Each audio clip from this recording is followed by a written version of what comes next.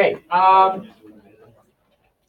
so we're coming towards the end of the integration, towards the end of the multivariable calculus section, in fact. But we have one substantial item to deal with still, which is called Green's theorem. Green's theorem, for functions of two variables, it connects the two types of integrals we've been looking at up to now. First kind of integral we looked at was so-called path integrals, or curve integrals. These were these first kind way back on page 23. This is where you're integrating what's called a linear differential form, this kind of combination of the differentials dx and dy with two variable functions p and q. We're integrating these over a curve in the plane. The second type of integral we looked at was quite different, and this was these double integrals, such as this one. This is just one example 1.20 on page 31. This was where we had some two-dimensional subset of the plane, some region of the plane, R, here, the contents of this area here between all these curves, and we were doing a double integral over that region of a function of two variables with respect to the area element dx and dy. And we realized these things, or we evaluated these things by expressing them as an appropriate pair of nested integrals, one integral inside the other one. So we have these two types of integration along curves and integration over regions of the plane. Okay. Green's theorem makes a connection between these two types of integrals. Okay. So before we have a look at the statement of Green's theorem, we just need to introduce a few bits of terminology. So going back to path integrals again, we're going to use the term closed path to refer to the situation where the path we're integrating on is a closed curve. And by the phrase closed curve, we mean a curve like this, one for which the start and ending point, whatever it is, of the curve is the same point. Okay? So the curve begins at a certain point, goes along a path, and it arrives back at that same point. Okay? This is called a closed path. This one is also simple. A simple closed path. An example of a non-simple closed path would be one which has some self-intersections in the course of it. So this is non-simple. So this one down here, the one labeled C, would be an example of what we call a simple closed curve or a simple closed path. This one is non-simple if it's got these other self-intersections along its length. I mean, the suggestion is this goes up and around like this. That kind of a curve. So it's non-simple because it's got these self-intersections with itself. So that's just a piece of terminology. On the notation side, we add a circle to the center of the integral sign to indicate when the curve C is a closed curve. Okay? So the presence of a circle on the integration sign just indicates that the curve C is closed. But I made a mistake with that further down the page, so we'll correct that in a moment. Now, by convention, if we're integrating along a closed curve, the conventional direction attached to the curve is always counterclockwise, anti-clockwise rotation. Okay? You're familiar with that idea from when you're measuring angles, say using radian measure or anything. So the direction of increasing angle is for the angle to be swept out in a counterclockwise direction. And so by convention, that's the direction attached to these curves. And if you talk about the curve minus C, so minus C is the same set of points as the curve C, but traversed in the opposite direction to whatever the direction of C is. So by the curve minus C, we just mean the same curve traversed in the opposite direction. So here's an example here. And we'll work through some of this detail. the detail isn't gone through here. So here's a simple example. I mean, this goes back to just another example of our line integrals here. There's a stray comma in the middle of this here. Just get rid of that guy there. Just kind of emphasize it there. Want to obliterate it. So here we've got a certain linear differential form, 3x squared y squared dx plus 2xy dy, and we'd like to integrate it around this closed curve. This closed curve is the boundary of this square of side length 1 between limits 1 and 2 on the x and 1 and 2 on the y variable. So in order to carry out this integral, there's a very clear way you should break down the curve C. You should just break it down into its four different sides. And think of the curve C as the straight curve D to E plus the straight curve E to F plus F to G plus G to D. Okay? So this plus of curves is, of course, the operation of concatenation of curves, joining curves end to end and running them together as a single curve. Okay? So we can carry out this integral then. So this is example 1.22.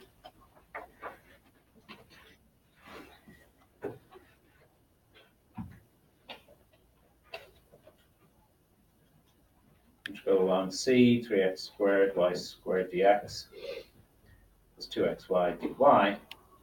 And we should split this up, the integral d to e of whatever plus the integral e to f, whatever, plus the integral f to g, plus the integral g back down to d.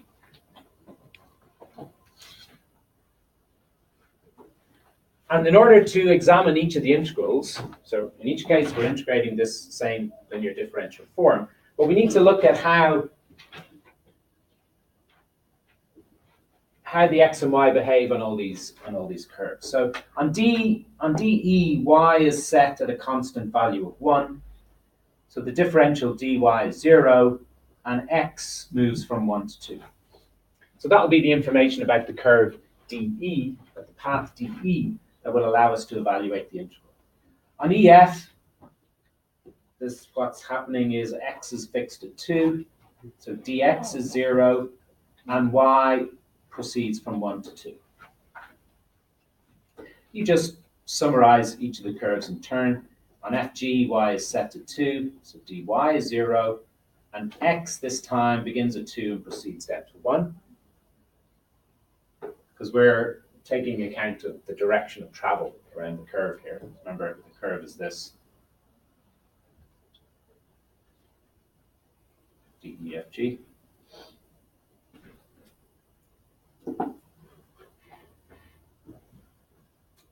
And then finally on G down to D, this time x is set at 1 everywhere on the curve G to D. So the differential dx is 0 because x isn't changing, and y begins at 2 and descends to 1.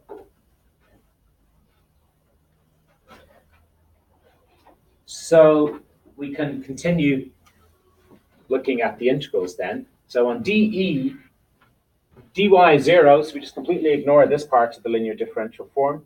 Y is held constant at 1, so this y squared becomes a 1, and x goes from 1 to 2, and we're just integrating 3x squared with respect to x. Okay, that's how the integral along DE simplifies.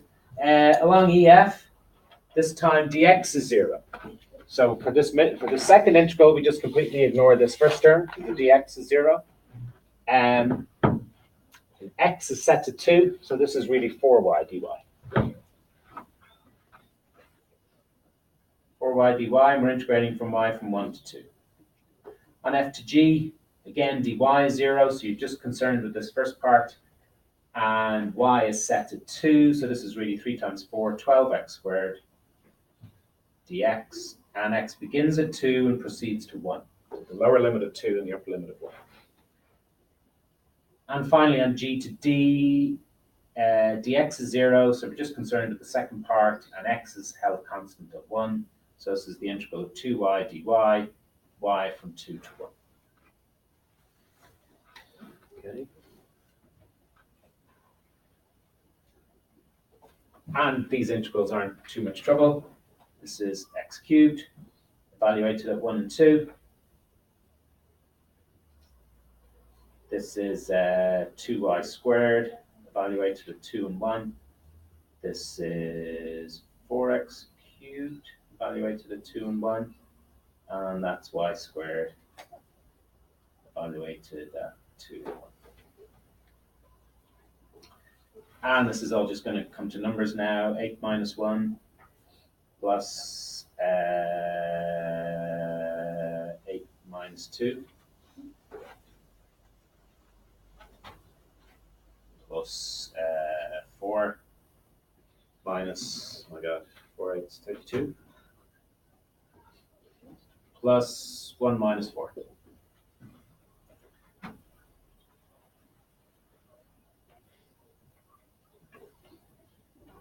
Now, as you'll see for a moment, I want to add these two together. So that's 7 and 6, so that's 13.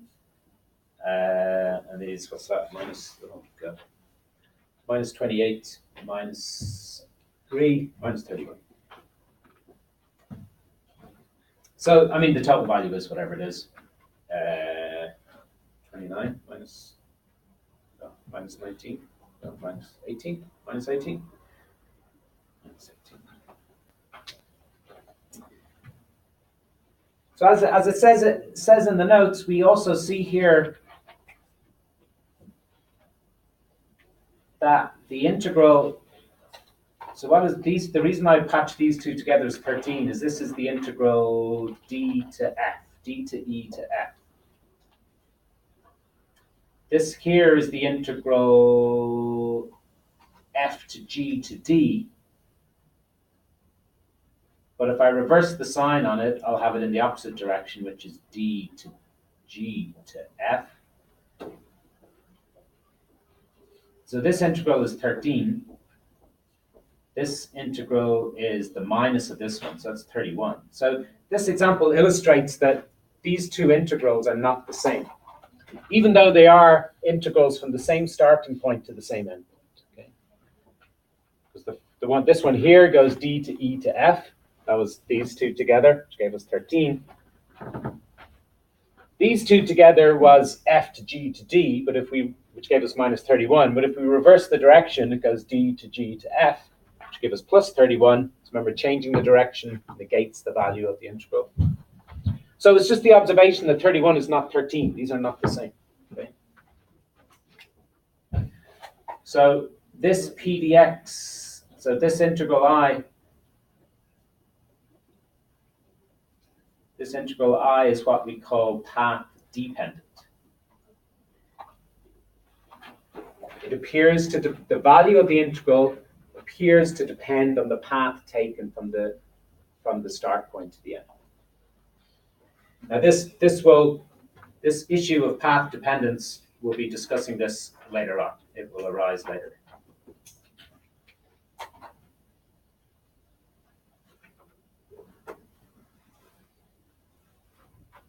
Okay. So with that, having done that refresher just on these curve integrals, and we've recently been doing the integrals over the double integrals over areas. So with these two in mind now, we can now have a look at Green's theorem, which is the linkage between the two.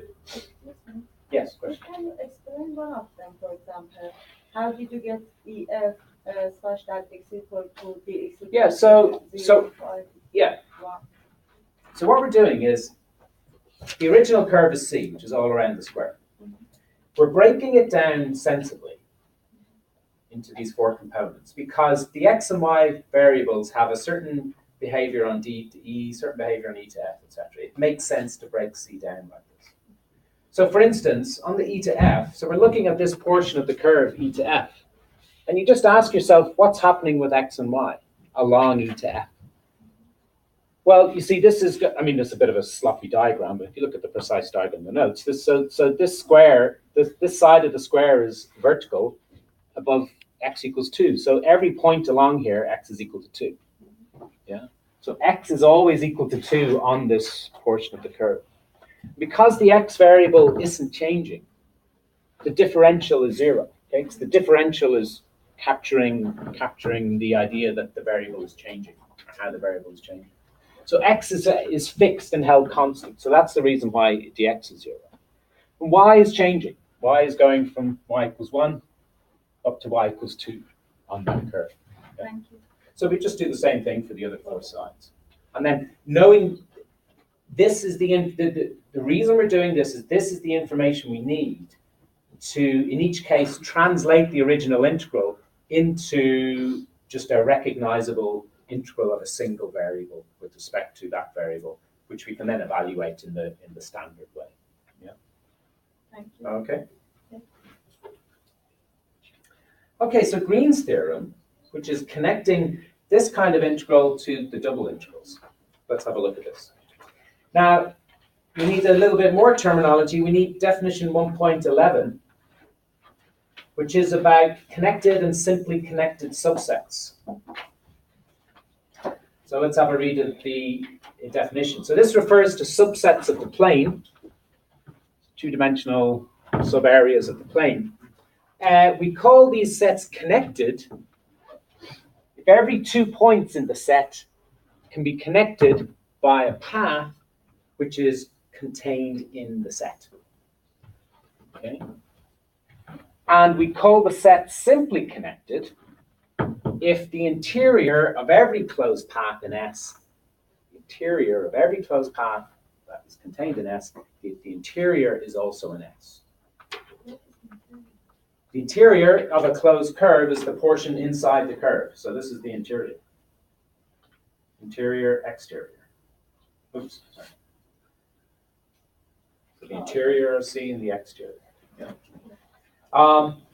And these concepts are really easy to, well, not really easy. You need to be thinking of the pictures and stuff. So this shaded, so S, in this first example, figure 11, S is this subset, this shaded gray subset. It is clearly not connected. Because if you select 2 points in the subset, one in each bit, so to speak, it's clear that there is no path between these points that is wholly contained in the set S. Yeah. You have to, if you start at this point, you have to go outside of the shaded region in order to get at the other point. Okay? There's no way of getting from here to here without going into the complement of the set. Okay? If S is the shaded region. A region like this at the bottom, it is connected between any 2 points, even if they're like far away from each other within the set. There will be a path within the set. You can find your way from one point to the other, and you don't have to go outside the set. If you went on the straight line, probably you would. But you can see that, you can appreciate that for any 2 points in this set, there is a path between them. So this one is connected.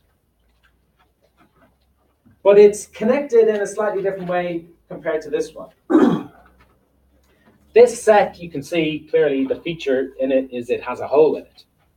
And what this hole allows for, it allows us to construct paths that lie completely within the set. So here I've taken a tour around the hole. I've stayed within the subset, but this is a closed curve in the set whose interior is not completely within the set, okay? Because the interior includes the points of this hole here, which do not lie in the subset. So this is an example of a set which, while it is connected, it's not simply connected. In other words, it's got holes in it.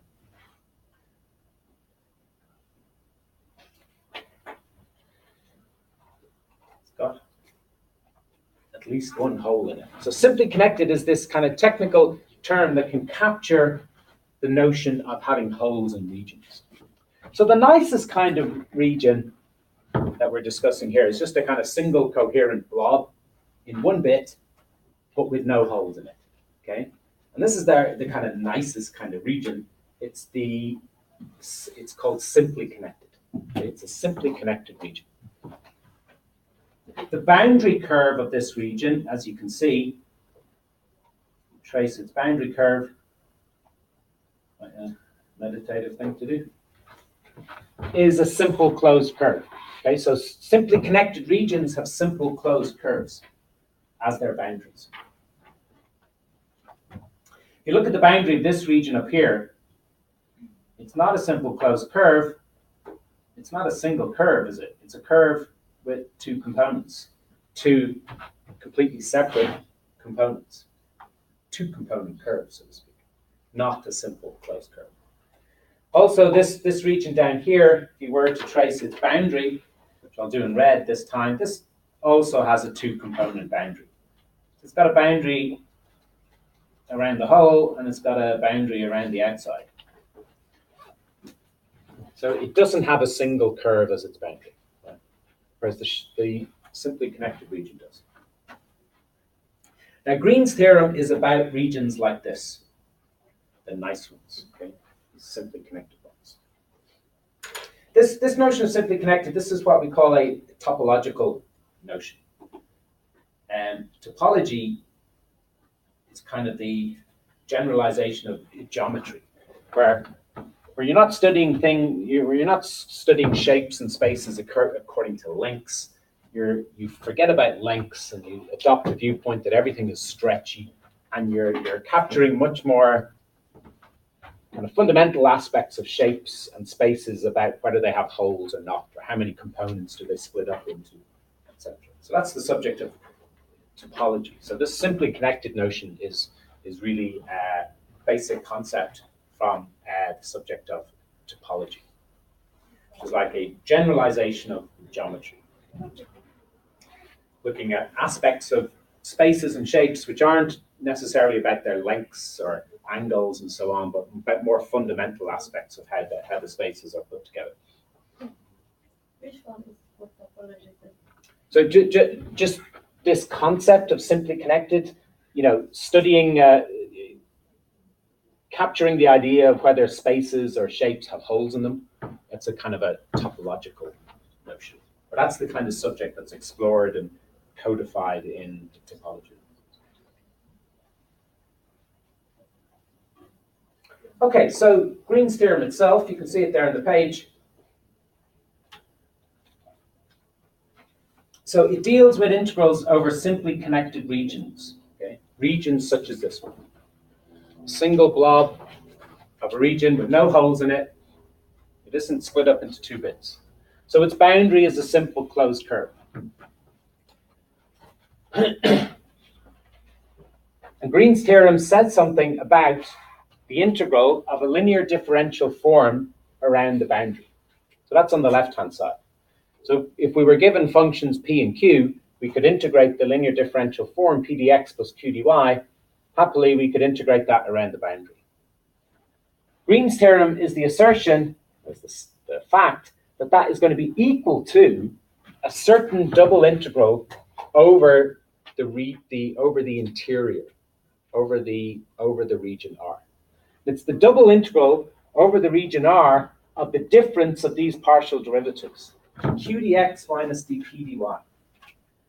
So the bit of the linear differential form that was multiplying the differential dy, we take its x derivative, and the bit of the differential that was multiplying, the bit of the linear form that was multiplying the differential dx, we take its y derivative. And we take the difference of them in this way, dq dx minus dp dy.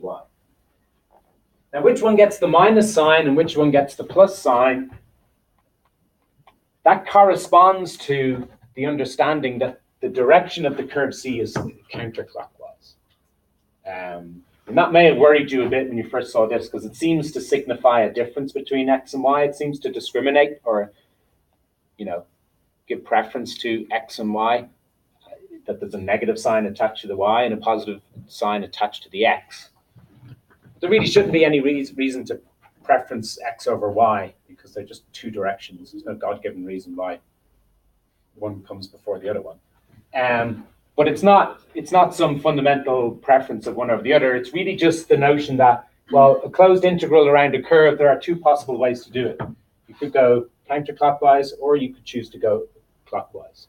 And those two directions, well, if you go counterclockwise, the minus sign is attached to the dp dy. If you go the other way, it's going to be attached to the dq dx.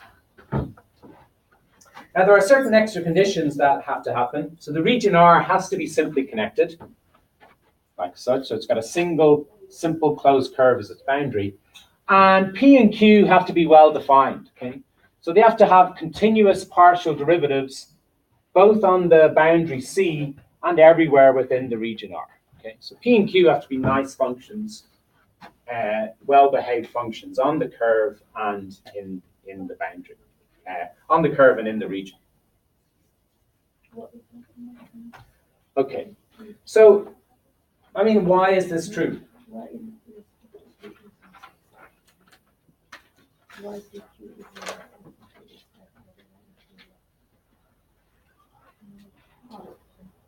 So how come?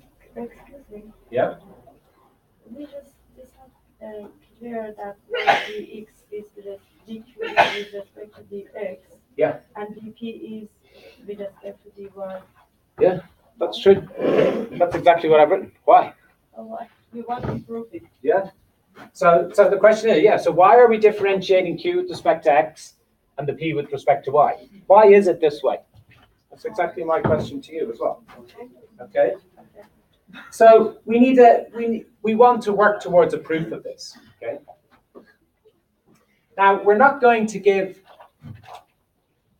a bottom-up, completely rigorous proof, but we'll give a sketch of how the proof is arrived at.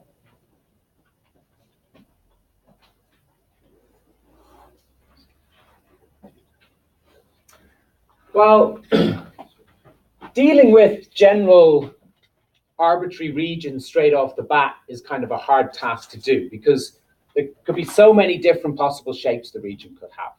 Okay, and it's hard to even get started if you're just talking about a general shaped region. Okay, so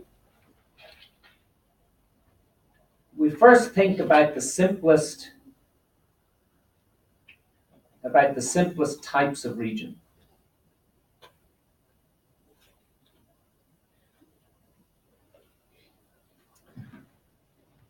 So for the purposes of dealing with them, what are the simplest types of regions that we might deal with in the plane?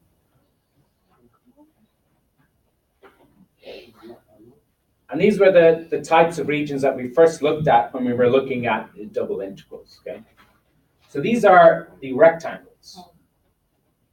The rectangles aligned with the axes.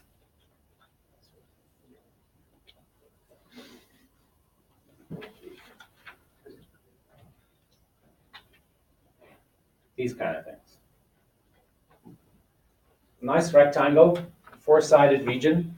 I mean, you could argue that triangles might be even simpler. They've only got three sides, but you can't organize a triangle so that everything is parallel to the x and y axes.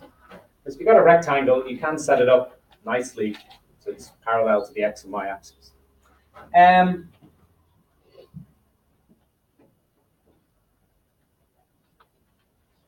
So we'll take our region R as being the interior of the rectangle. It's certainly simply connected.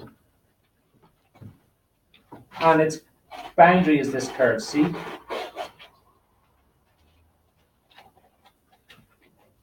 Now C naturally breaks down into C1, C2, C3, C4. So C is the sum of these.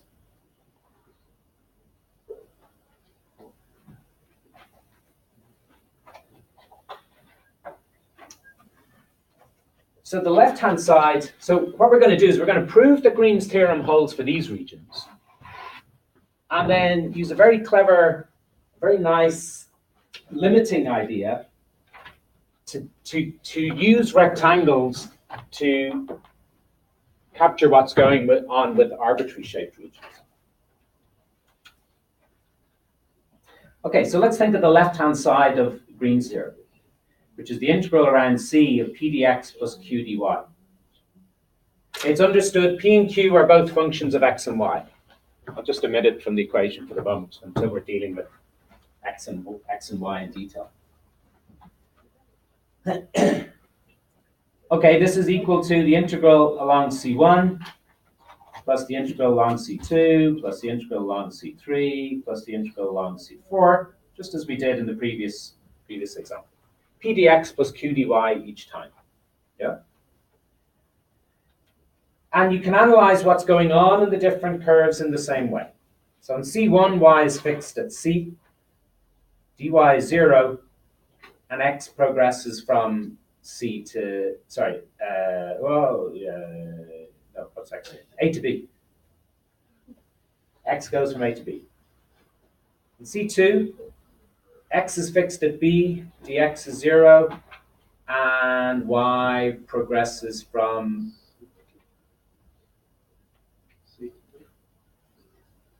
my brain, C to D, thank you. I keep looking at the wrong side.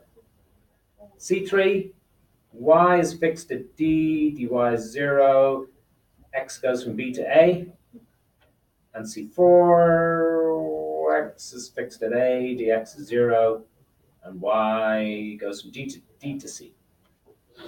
Just like in the previous example, the 1 to 2 square. Exactly the same things going on. So this will allow us to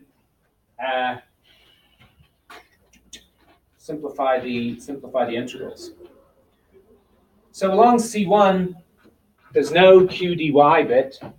You just have the P bit, and y is fixed at C.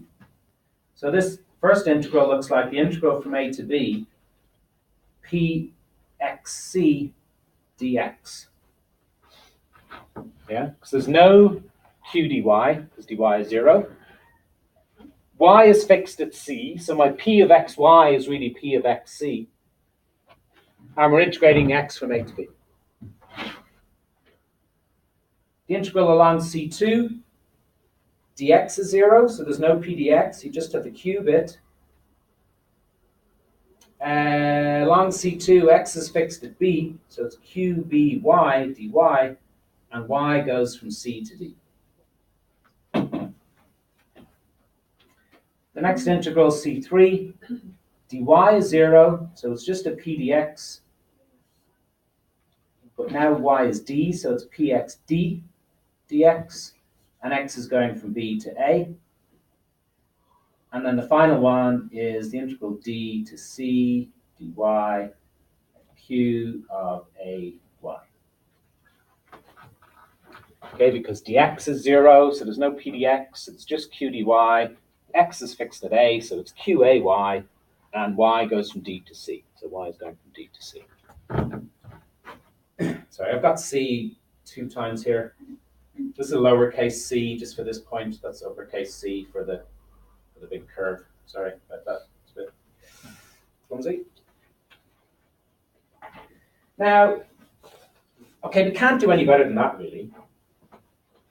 If we're just working generally, if I don't know what the functions p and q are, there's really no further that I can push this. I've simplified it as much as I can.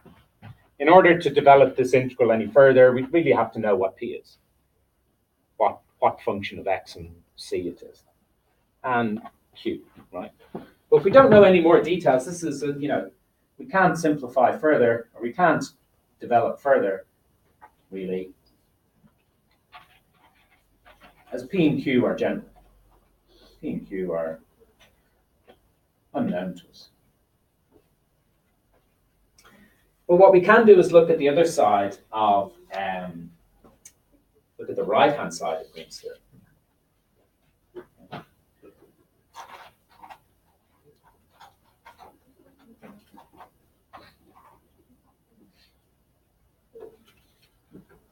When we look at the right-hand side, so just reading off the statement of the theorem, it's the double integral over the rectangle of dq dx minus dp dy. Dx dy. Now, the first thing we can do here is we can use the linearity of integration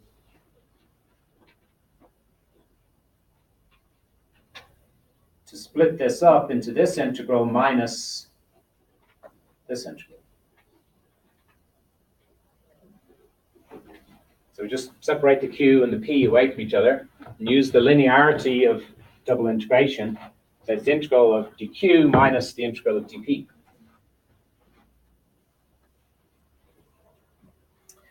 Now these are integrals over the rectangle. So we're integrating c to d dy, a to b dx.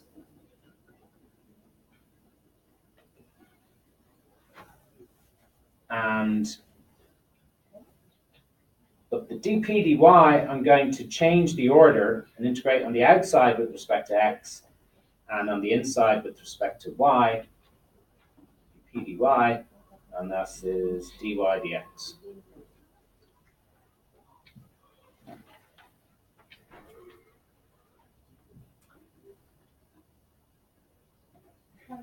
Now, what do you get when you integrate dq dx with respect to x? Well, you're integrating with respect to x the partial derivative with respect to x. So those two operations are inverses of each other. So we get q xy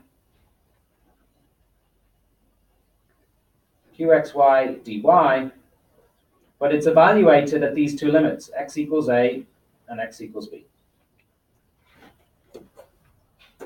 Similarly, over here, you integrate with respect to y the derivative dp dy, so you're going to get the function pxy evaluated at the limits y equals c and y equals d.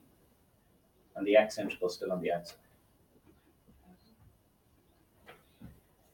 So when you substitute in these values, you substitute in x equals b, so you have q by minus substituting in x equals a, q ay, dy.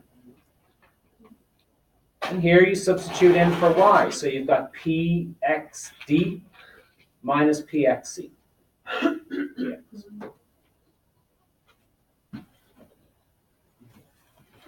Now, I don't know what p and q are. I'm just following the instructions for doing the substitution after doing the integral. I was able to do the inner integrals because I'm integrating an x derivative with respect to x. I'm integrating a y derivative with respect to y. So those operations are just inverses of each other. So the integration undoes the differentiation. And then all I need to do is just use linearity here. So this is integral cd qby dy minus the integral cd qay dy minus the integral ab pxd dx, and you got minus minus, so plus the integral ab pxc dx. Now this looks very much like we've got four integrals, two with q, two with p. That's the same up there. The q's either have b or a in the first place. The p's either have c or d in the second argument. It's exactly the same as up there. These are all plus signs. Some of these have minus signs, but of course minus signs for a one-dimensional integral like this, you can simply flip the limits. So plus the integral from d up to c of qay dy.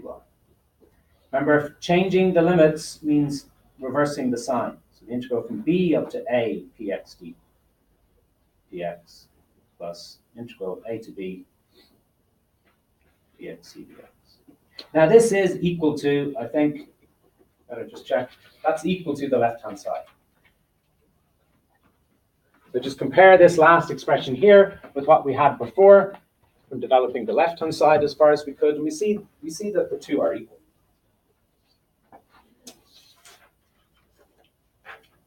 Okay.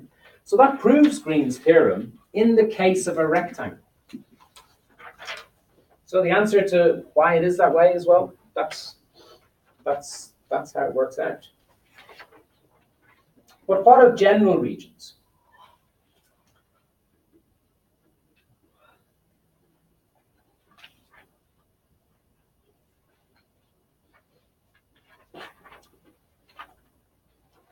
That's the question. Well, the general region, so let's try and draw our best picture of a general region. Here it is. Kind of general shape. If R is the interior of this, it's certainly simply connected, no holes in it, just R is the bit within here. Now this certainly doesn't look like a rectangle, but what we can do is subdivide it into rectangles. You can draw a load of vertical lines across the region. You can also draw a load of horizontal lines.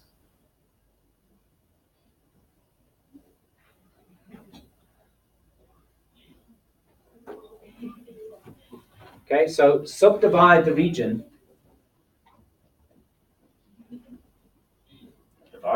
Subdivide R into rectangles using a load of vertical and horizontal lines.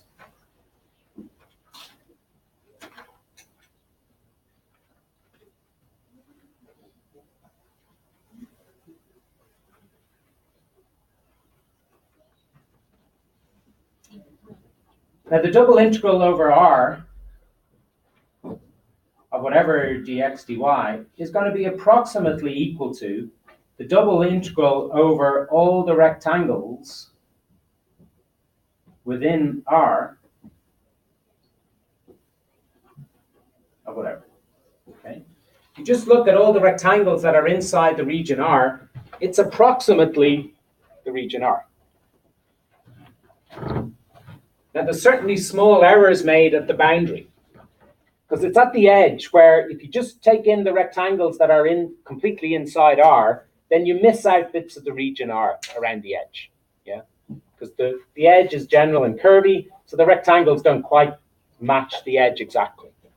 Because the boundary of the union of the rectangles is going to be like staircase-like boundary. Yeah, straight up or straight across, straight up or straight across. Okay? The true boundary is curved. So this is only an approximation, but in the limit they agree.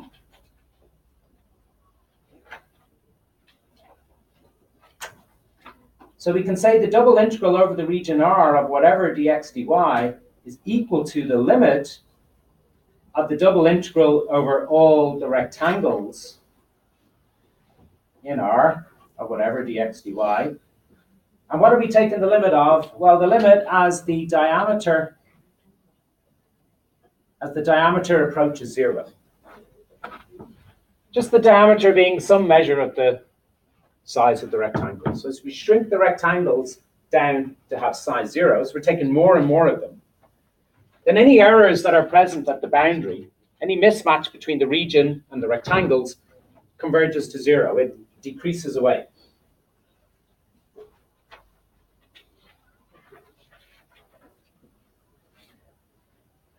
Now Green's theorem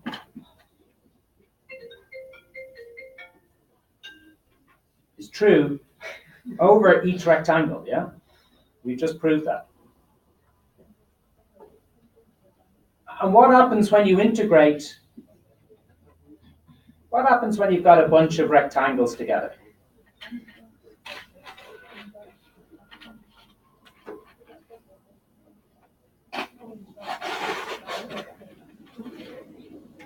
Here's a bunch of rectangles together. Now if we integrate over each of them and apply Green's theorem, remember we integrate over the boundary of each one counterclockwise.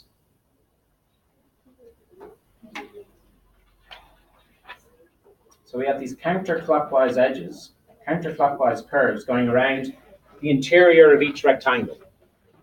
I wish I had drawn it so small. But if you notice that over every edge which is within the region, thank you. Every edge which is within the region gets integrated over twice. Look at this edge here, this vertical edge. When we integrate over this rectangle, we integrate down the edge. But when we integrate over this rectangle, we integrate up the edge. Remember, when you integrate along a path and you change the direction, you change the sign. So Green's theorem says the integral over the rectangle is equal to the integral over the boundary. So, but when you add up all those integrals over the boundaries, everything, all the contributions from the interior edges cancel out, because once they get integrated this way, from right to left, in this bottom rectangle, but the upper rectangle integrates along that edge left to right. So all the interior edges get integrated, get cancelled out. The only ones that survive are the boundary edges, because they don't have a partner to cancel them out because they're at the edge. Yeah? So when you apply Green's theorem to this, you get that the double integral over the rectangles of the difference of the partial derivatives of Q and P, it's actually equal to the closed curve around the boundary C. What was it? P dx plus Q dy?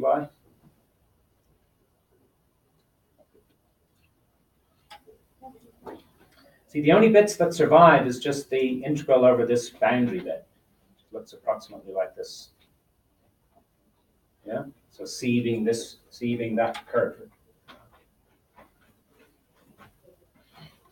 So it's Green's theorem, as well as being true on single rectangles, is true on, what would you call that thing? It's a bunch of rectangles.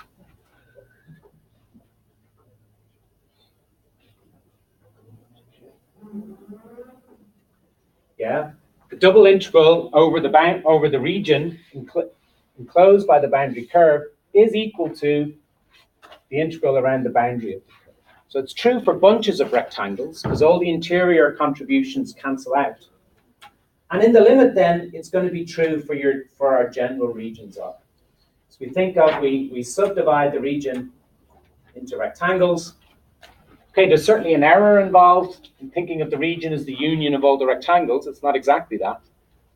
But in the limit, as the diameter of the rectangles shrinks down to nothing or converges to zero, this approximation becomes an equality. Okay. So that's the sketch of the main idea behind the proof of Green's theorem in 2 dimensions. Okay. So next week we'll look at some applications.